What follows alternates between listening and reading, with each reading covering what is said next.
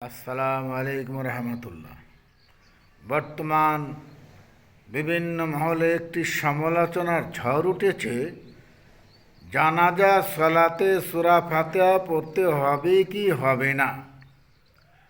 সম্মানিত সুধীমণ্ডলী, আমি প্রশ্ন করতে চাই যে যিনারা বলেছেন জানাজা সালাত একটা দোয়া, তো হাদিসে বা কোরআনে কোথাও কি জানাজা দোয়া নামে কোনো অধ্যায় লেখা আছে কি?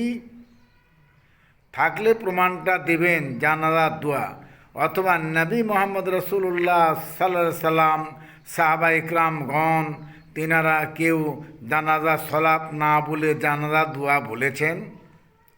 যেহেতু নবী করিম সাল্লাল্লাহু আলাইহি সাল্লাম বলেছেন লা সালাতা ইল্লা বিফাতিহাতিল কিতাব, কোনো সালাত নাই সূরা ফাতিহা ব্যতীত।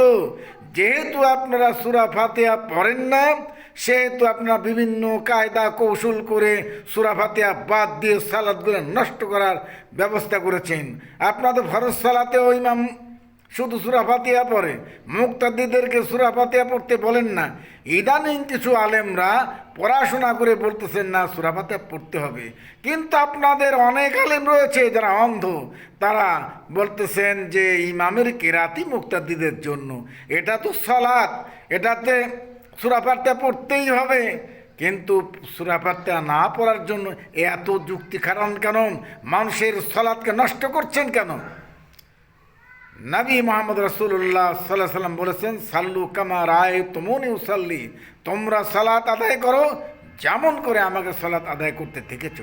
সাহাবাগণ তাবিগণ যেভাবে সালাত আদায় করেছেন, নবী মোহাম্মদ রসুল্লাহ সাল্লাহ সাল্লামকে অনুসরণ করে আমাদেরকে সেইভাবেই সালাত আদায় করতে হবে। সালাত নষ্ট হলে কিয়ামতের দিন ভয়াবহ পরিণত পড়তে হবে। আসসালামু আলাইকুম রহমতুল্লাহ।